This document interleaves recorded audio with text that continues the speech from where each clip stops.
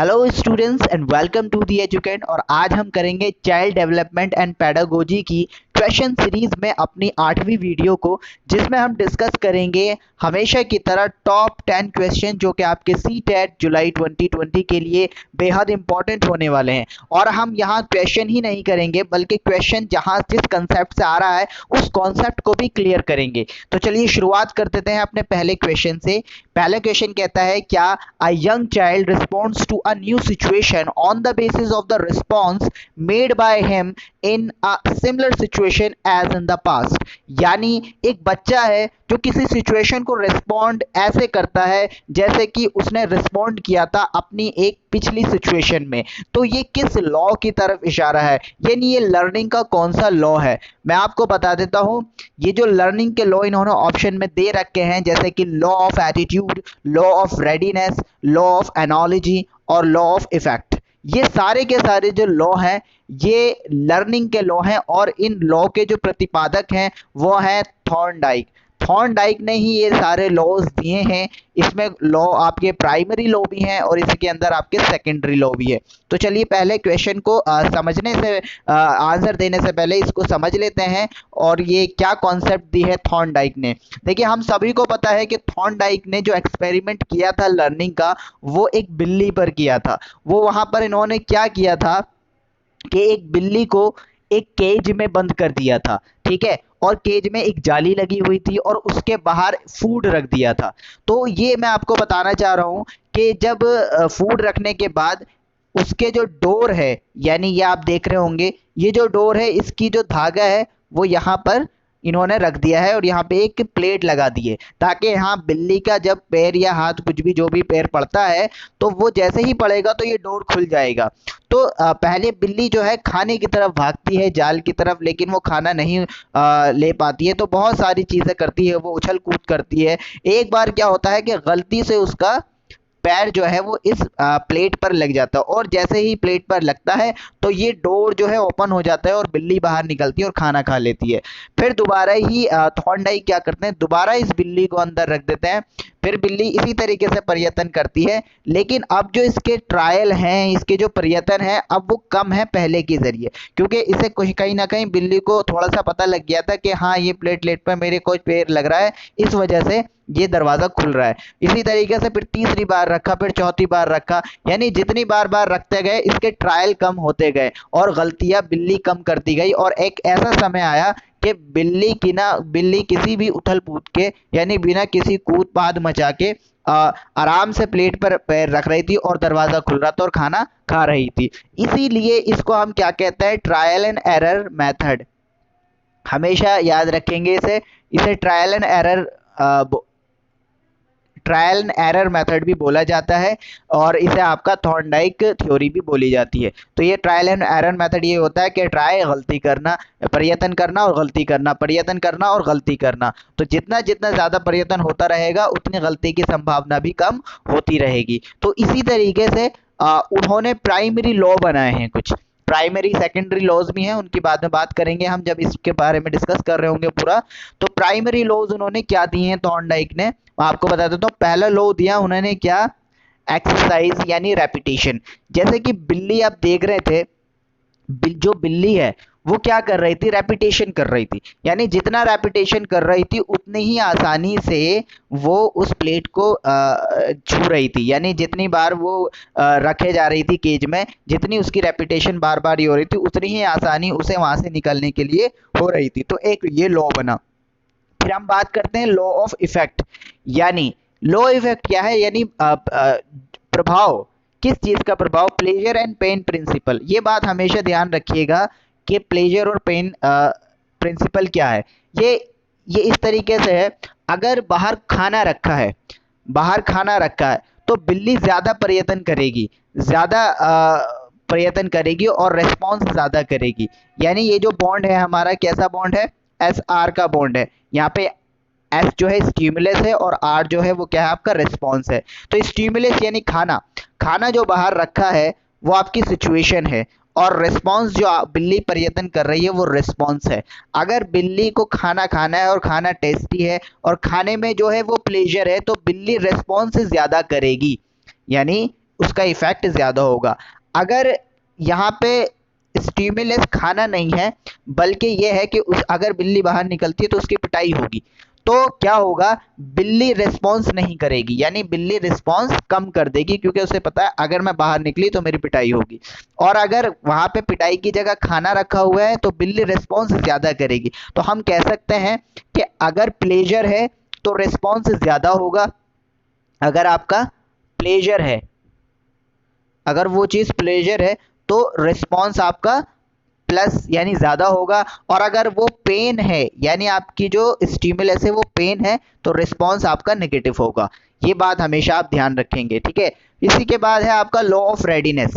देखिए, कुछ भी सीखने के लिए रेडी होना ज़रूरी है, यानी अगर बिल्ली को भूख नहीं लगेगी तो वो रेस्पॉन्स नहीं करेगी। अगर बिल्ली को खाना खाना ही नहीं है तो वो खाने की तरफ झपटेगी नहीं। तो रेडीनेस यानी अगर बिल्ली मोटिवेटेड ही नहीं है खाना खाने के लिए तो वो फिर रिस्पॉन्स नहीं करेगी। तो ये लॉ बन गया आपका लॉ ऑफ रेडीनेस, यानी तैयार रहना, मोटिवेट रहना।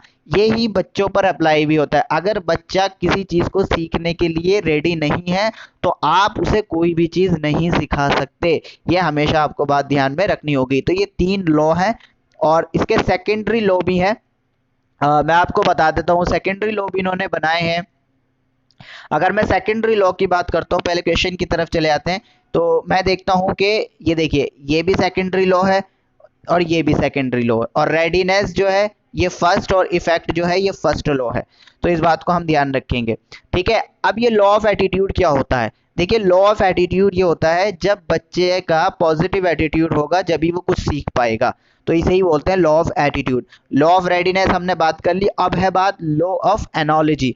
एनोलॉजी का मैंने पहले भी मतलब बताया था। एनोलॉजी का मतलब होता है परफेक्ट एग्जाम्पल, ठीक है, यानी उसी तरीके से करना जिस तरीके से हम कर रहे थे। तो अगर हम देख रहे हैं जो ये जो चाइल्ड है, ये चाइल्ड जो है इस लॉ पर ही चल रहा है। कौन से लॉ पर चल रहा है? लॉ ऑफ एनोलॉजी, यानी हिंदी में कहें तो सादृश्य का सिद्धांत। यानी बच्चा इस लॉ को फॉलो इसलिए कर रहा है क्योंकि जैसा उसने पहले किया था सेम बिल्कुल परफेक्टली उसी वही सिचुएशन, यानी नई सिचुएशन में वही वही रिस्पॉन्ड कर रहा है जैसे कि उसने पहले सीखा था। तो जैसे वो पहली सिचुएशन में रिस्पॉन्ड कर रहा है, नई सिचुएशन में भी वो वही रिस्पॉन्ड कर रहा है, तो इसे बोलते हैं लॉ ऑफ एनोलॉजी। तो इसका सही आंसर आपका सी होगा, लॉ ऑफ एनोलॉजी। चलिए नेक्स्ट क्वेश्चन देखते हैं हम अपना। सीखने की अंतर्दृष्टि सिद्धांत पदोन्नत किया है, यानी the insight theory of learning is promoted by, यानी किसने प्रमोट की है इनसाइट थ्योरी? देखिए, अगर हम इनसाइट थ्योरी की बात करते हैं तो इनसाइट थ्योरी को किया है किसने भाई? गेस्टोल्ट थ्योरिस्ट। ये गेस्टोल्ट थ्योरिस्ट कौन है मैं बताता हूँ आपको।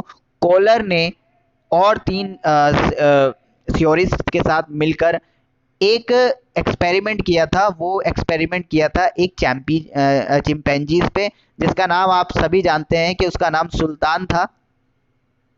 उसका नाम सुल्तान था। इस पर एक्सपेरिमेंट किया गया। इस एक्सपेरिमेंट में क्या देखा गया मैं आपको बता देता हूँ। ये एक्सपेरिमेंट जो था ऐसा था कि एक चिंपैंजी को किसी कमरे में बंद कर दिया गया और ऊपर से केला टांग दिया गया था, जैसा आप देख भी पा रहे हैं। तो बंदर क्या करता है? बंदर ऐसा करता है कि पहले छड़ी से करता है। तो जब वो छड़ी से नहीं देखता तो कमरे के अंदर बहुत सारे बॉक्सेस देखता है। तो वो क्या करता है, इन बॉक्सेस को उठाता है और एक दूसरे पर लगा के केले को ले लेता है। ये जो थ्योरी है ये बेसिकली उस थॉर्नडाइक का जवाब है।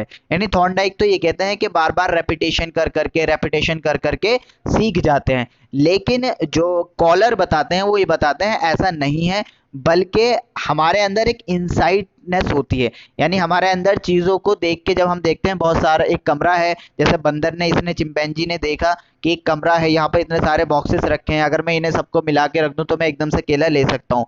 इसे कहते हैं बार बार रेपिटेशन ना करके एक ही बार इनसाइट थॉट आ जाता है, जिसकी वजह से एकदम क्रिया हो जाती है। ये चिंपैंजी पे किया गया था जिसका नाम सुल्तान था, और ये इन्होंने कॉलर ने किया था। ये कॉलर ने ही इनसाइट थ्योरी और इस थ्योरी को हम क्या बोलते हैं?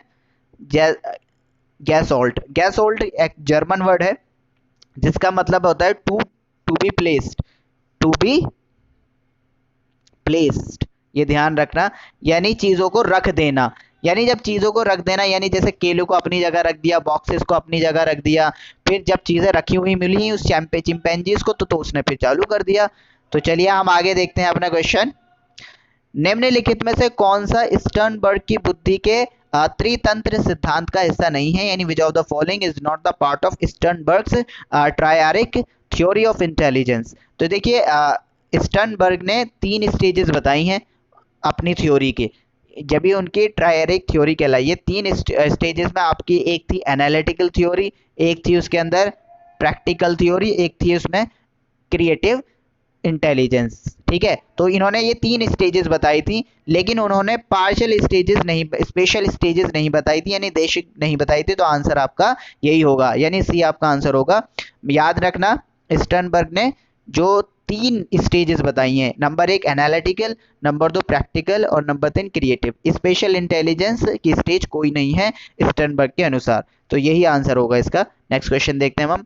The following are the instructional strategy except. देखो इंस्ट्रक्शनल स्ट्रेटेजी की बात बताएं तो इंस्ट्रक्शनल स्ट्रेटेजी में सारा काम टीचर का होता है, यानी टीचर ही हर तरीके से बच्चे को इंस्ट्रक्ट करता है और चीजें फिर अनुदेशनात्मक, जिसे कहते हैं ना, आदेश मिलते हैं उन्हें, अनुदेश मिलते हैं, तो उसी के हिसाब से, इंस्ट्रक्शन के हिसाब से ही बच्चा सब चीजें करता है। तो यहाँ पर ये कह रहे हैं कौन सी इंस्ट्रक्शनल स्ट्रेटेजी नहीं है।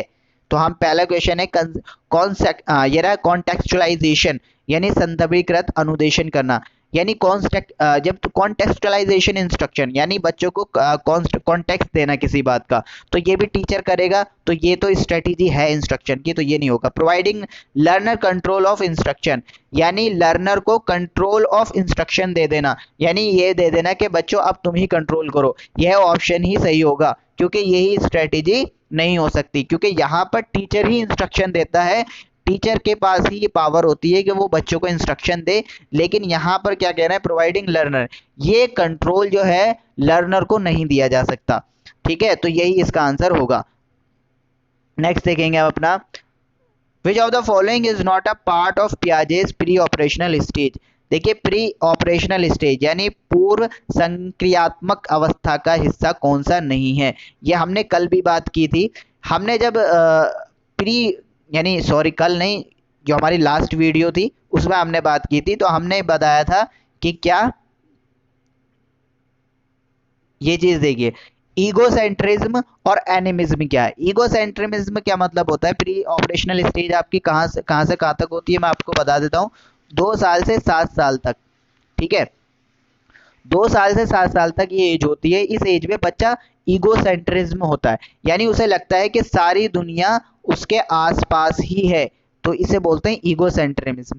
और दूसरा होता है एनिमिज्म, इसकी क्वालिटी। एनिमिज्म में क्या होता है, बच्चा हर चीज को अलाइव समझता है, यानी अगर वो कोई चीज लाइव नहीं है तो उसे भी अलाइव समझेगा वो, क्योंकि वो ये समझता है कि सारी चीजें जिंदा हैं, तो इसे बोलता है एनिमिज्म। इरिवर्सिबिलिटी होती है, वो एक बार किसी चीज को समझ लेता है तो दोबारा इरिवर्सिबल यानी रिवर्स नहीं होता है, तो ये भी इसकी क्वालिटी है। कंजर्वेशन नहीं है पियाजे प्री ऑपरेशनल स्टेज का, यानी पियाजे की जो प्री ऑपरेशनल स्टेज है उसके अंदर कंजर्वेशन नहीं आता, तो यही ऑप्शन आपका सही होगा। तो चलेंगे नेक्स्ट देखेंगे। For the most of the right-handed people, the left hemisphere of the brain handles।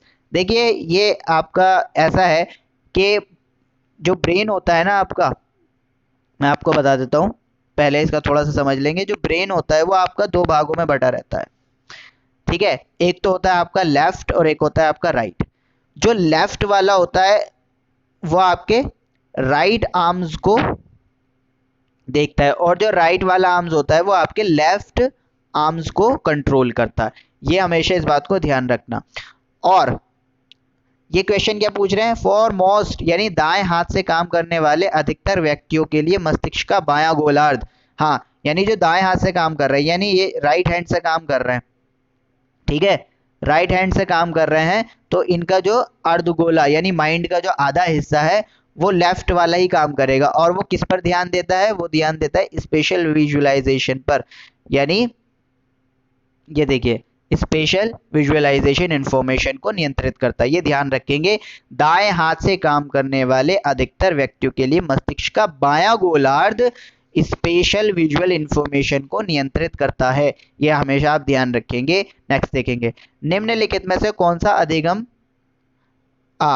निर्योग्यता का कारण हो सकता है, यानी which one of the following could cause learning disability, यानी बच्चे के अंदर लर्निंग डिसेबिलिटी क्यों आ सकती है। तो मैं आपको बता देता हूँ, parental drug use, culture variation, यानी अगर कल्चर में वेरिएशन है तो ये लर्निंग डिसेबिलिटी का कारण नहीं है। एप्टीट्यूड ऑफ टीचर का कुछ भी बिहेवियर है, इससे बच्चे के अंदर लर्निंग डिसेबिलिटी नहीं आती है। अपैथी शोज बाय पीयर्स, बच्चे के साथ जो पेयर्स हैं उसके साथ रहने वाले हैं वो कैसे भी हैं, इससे लर्निंग डिसेबिलिटी नहीं आएगी। लर्निंग डिसेबिलिटी आती है तो पेरेंट्स के, अगर जो मतलब बच्चा होने वाला होता है और उसके बच्चा होने वाले समय में उसके पेरेंट्स कुछ ड्रग यूज़ कर लें, कुछ ऐसी नशे की बात यूज़ कर लें, खा लें, तो इससे क्या होता है, वो फिर क्या होगा, ये लर्निंग डिसेबिलिटी आ जाएगी, उसके दिमाग पर फ़र्क पड़ सकता है, ठीक है, उसके हाथ पैरों पर फ़र्क पड़ सकता है, जिससे लर्निंग डिसेबिलिटी हो सकती है। फिर भिन्न रूप से सक्षम बच्चे के लिए निम्नलिखित में से कौन सा सबसे महत्वपूर्ण कारक है, यानी which one of the following is the most crucial for differently abled child, यानी जो डिफरेंटली एबल्ड होते हैं, यानी जो विजुअली चैलेंज्ड होते हैं, ठीक है, जो हियरिंग डिसेबल्ड होते हैं, यानी सुन नहीं सकते, देख नहीं सकते, या कुछ हाथ पैर से वो नहीं चल पाते, ऐसे बच्चों के लिए सबसे ज़रूरी चीज़ क्या है, ऐसे बच्चों के लिए सबसे ज़रूरी चीज़ है कि उनके स्किल्स को बढ़ाया जाए। सिंपल है ये तो, इसमें कुछ वो नहीं है। उनके बिहेवियर को कंट्रोल नहीं करना है, उनके ग्रेड्स नहीं सुधारने हैं, उनके जो है सफरिंग, जो उनकी पीड़ा हो रही है उसको कम नहीं, ये इंपॉर्टेंट नहीं है, बल्कि उनके जो स्किल्स हैं उनको उभारा जाए, ये मेन पॉइंट है। इसके बाद है सबसे तीव्र और महत्वपूर्ण समाजीकरण होता है, यानी the most instance and crucial socialization takes place, सबसे ज़्यादा जो होता है ना वो ड्यूरिंग एडोलिसेंस, यानी किशोर अवस्था के अंदर सबसे ज़्यादा सोशलाइजेशन होता है बच्चे का, क्योंकि वो अपने लव, अपने पेरेंट्स, अपने फ्रेंड सर्कल में, अपने टीचर से सबसे ज़्यादा क्लोज इस उम्र में हो जाता है और सबसे ज़्यादा वो सोशलाइज हो जाता है, यानी सोसाइटी से, समाज से सबसे ज़्यादा वो एडोलिसेंस यानी किशोर अवस्था में जुड़ता है। फिर आपका individual learns different from each other, ये कहना है कि व्यक्तिगत रूप से शिक्षार्थी एक दूसरे से अलग होते हैं, यानी वो इंडिविजुअल जो एक दूसरे से अलग क्यों होते हैं। Principles of growth and development, ठीक है, नहीं। Rate of development, yes. Sequence of development, ये भी नहीं, और ये भी नहीं। अब मैं बताता हूँ, देखिए जब बच्चा अलग होता है ना, अलग कैसे होगा, हर बच्चे की रेट ऑफ डेवलपमेंट अलग होती है। रेट ऑफ डेवलपमेंट यानी किस दर से उसका विकास हो रहा है, यानी हर बच्चे की विकास का दर अलग अलग होता है, ये हमेशा ध्यान रखेंगे। और सीक्वेंस ऑफ डेवलपमेंट यानी विकास का अनुक्रम सबका सेम होता है, यानी सबसे पहले पहले बच्चा ही होगा, फिर दूसरी अवस्था में आएगा, ठीक है, एडोलिसेंस में आएगा, फिर एडल्टहुड में आएगा, तो ये सब स्टेजेस सबके साथ एक सी हैं। General capacity for development, development की जनरल कैपेसिटी भी सबके लिए एक होती है। प्रिंसिपल ग्रोथ यानी ग्रोथ ऑफ डेवलपमेंट के प्रिंसिपल भी सबके लिए एक होते हैं, लेकिन रेट ऑफ डेवलपमेंट सबकी अलग अलग होती है, तो यही आंसर होगा आपका।